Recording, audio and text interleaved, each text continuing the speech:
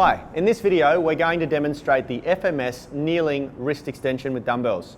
This is a super important movement for people who are either coming back from a forearm tendinitis or tendinopathy injury, or someone with a very base or low level of grip strength, because as we develop the bigger muscle, the bigger lifts, the deadlifts, the chin-ups, things like that, it's very common that we develop tendinitis in the forearms because they just don't get enough rest between workouts.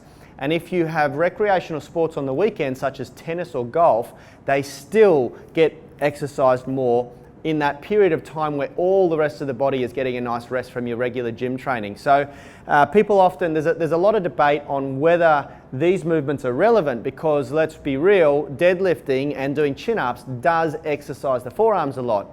But in the event that the individual is very weak in the forearms or has sustained a previous injury, then there is a lot of reason or relevance to perform this exercise in isolation.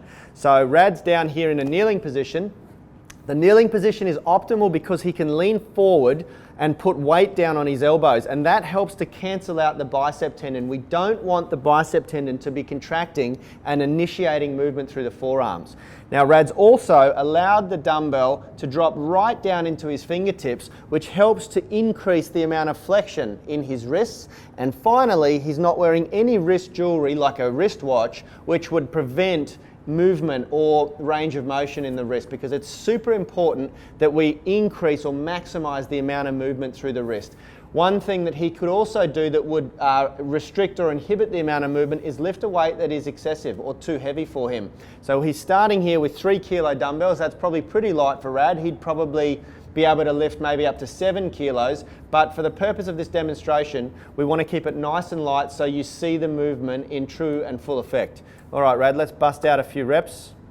So you can see he's really accentuating the amount of wrist flexion and extension through his wrist there, and minimizing how much movement is occurring through the upper arm, and that's super important. These muscles are fairly slow twitch. They're designed to work a lot throughout the day, so we need to hit them with a lot of volume. Generally around 3 sets of 12 to 15 reps is ideal. And we want to make sure that that movement remains consistent all the way through the set, so he's not losing flexion or extension. And that is the FMS dumbbell wrist extension.